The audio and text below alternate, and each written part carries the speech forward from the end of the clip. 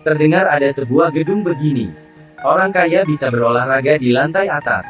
Tetapi orang miskin hanya bisa menunggu mati di ruang bawah tanah. Semua yang tinggal harus mematuhi peraturan yang ketat. Orang yang semakin kaya tinggal semakin tinggi, yang dikenal sebagai surga orang kaya. Tetapi sekarang penuh dengan mayat di sini. Di kolam juga mulai membusuk. Pria yang bernama John ini adalah salah satu orang yang masih hidup di gedung ini. Dia melihat anjing di sebelahnya, kemudian memanggangnya. Dia membunuh anjing itu. Harus diceritakan dari 3 bulan lalu. Waktu itu John memakai semua tabungannya, membeli rumah ini. Dia tahu bahwa gedung ini memiliki 40 tingkat dan 2000 lebih kamar. Suasananya pasti seperti surga, semua barang lengkap. Jika memiliki uang seumur hidup tidak perlu keluar juga tidak masalah. Jadi siapa yang dapat tinggal di sini? Bagaikan kena lotre, dan John sangat beruntung. Dibagi ke lantai 25. Hari ini dia berencana untuk berjemur. Tetangganya di lantai atas yang bernama Jenny tidak tahan melihat tubuh John.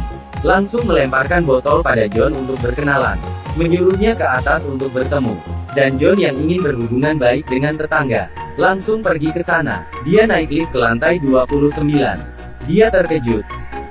Meskipun pesta ini hampir sama dengan pesta biasa, tetapi hubungan mereka sedikit aneh.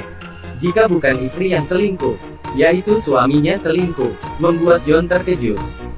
Apalagi Jenny. Terdengar bahwa banyak pria di sini suka padanya. Salah satu sutradara yang bernama Frank terus mendekati Jenny. Tetapi sekarang Jenny menyukai John. Jadi para pria lainnya hanya bisa disampingkan. Jadi pesta ini hanyalah langkah pertama Jenny. Keesokan harinya dia menyuruh John untuk datang berenang bersama. Sebenarnya ingin menarik perhatian dengan tubuh seksinya. Kelihatannya John sudah hampir tertarik. Tiba-tiba seorang pria datang, mengatakan bahwa perancang bangunan ini sedang mencarinya. Setelah itu John memakai jas yang rapi, naik lift ke lantai 40. Tetapi John terkejut ketika dia membuka pintu. Langsung terlihat taman dan binatang peliharaan. Jika tidak ada yang mengatakan padanya, dia tidak akan percaya ini adalah lantai teratas gedung ini. Bagaikan surga.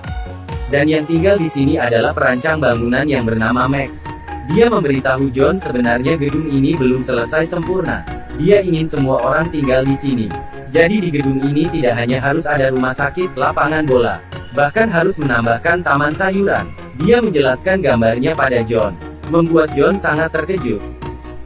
Max melihat John yang tahu diri, lalu mengajaknya untuk acara perkumpulan besok. John melihat Max yang begitu kaya. Dia tidak mau merasa rendah. Jadi dia pergi membeli alkohol mahal di supermarket, berencana dijadikan sebagai hadiah. Tetapi dia terkejut ketika keluar dari lift. Orang kaya ini terlalu heboh. Semua orang berpakaian seperti bangsawan di abad pertengahan. Hanya John yang terlihat biasa, memakai jas dan menjadi bahan tertawaan semua orang. Terakhir malah diusir oleh penjaga. Alkohol yang dibawa juga dibuang keluar, membuat John sangat marah, dan berpikir bahwa orang kaya ini sangat memandang rendah orang. Bagaimanapun, dia juga seorang profesor universitas dan psikiater yang diundang. Mereka sekaya apa hingga begitu merendahkannya. Tetapi John masih belum tahu bahwa tinggal di lantai terbawah lebih parah. Karena orang kaya ini selalu buat acara tiap hari, jadi listrik gedung ini pun tidak cukup.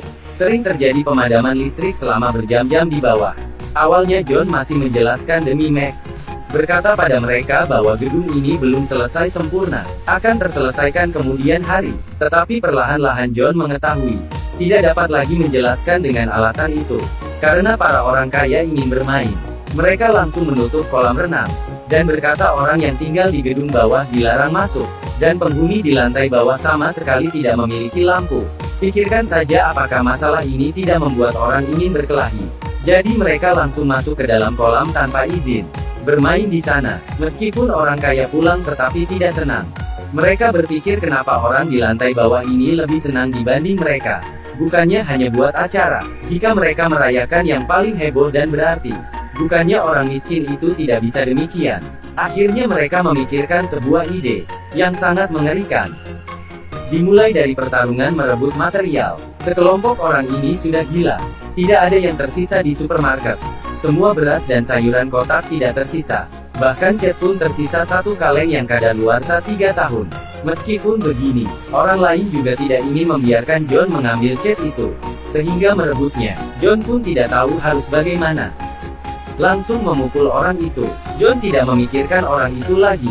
Dia hanya tahu bahwa gedung ini sudah tidak tertolong. Awalnya dia masih bisa pergi dan pulang kerja seperti biasa, menganggap tidak terjadi apapun. Tetapi dia sadar, orang-orang ini berolahraga di pagi hari dan membunuh di malam hari. Terlihat seperti akhir zaman. Sekarang John hanya ingin menggunakan cat ini membereskan kamar ini, dan mengurung dirinya di dalam. Tetapi tidak dapat menyelesaikan masalah. Jadi, di saat dia mengurung diri, gedung ini sudah berubah. Di dalam gedung berserakan sampah dan di luar gedung banyak mayat yang diletakkan begitu saja. Meskipun begitu, orang kaya ini tetap hidup sesuai kemauan mereka, terus mencari kesenangan pribadi, dan penghuni di bawah hanya bisa berusaha bertahan hidup, akhirnya menukar istri mereka dengan makanan. Akhirnya Max melihat sudah tidak dapat dikendalikan, maka memikirkan cara menyuruh John mengoperasi salah satu pria lantai bawah, agar mereka tahu akibat melawan orang kaya. Tetapi John adalah dokter, ingin mengoperasi seseorang juga harus melihat apakah orang itu sakit atau tidak. Jadi dia berencana untuk membuat evaluasi mental terlebih dahulu, untuk memastikan bolehkan dia dioperasi. John bertanya pada pria ini, apakah kamu lebih bahagia dibanding mereka? Dia menjawab tidak bahagia dan lapar sekarang. Mereka yang memiliki makanan lebih bahagia. Saya tidak dapat kemana-mana. Mereka lebih bahagia dari saya, apalagi mereka bisa nonton. Saya tidak ada jadi mereka lebih bahagia. John mendengar dan mengetahui bahwa dia masih normal.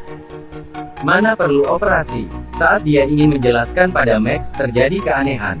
Pria itu terus berkeliaran, dan berteriak istrinya hilang. Akhirnya dia datang kemari untuk mencari.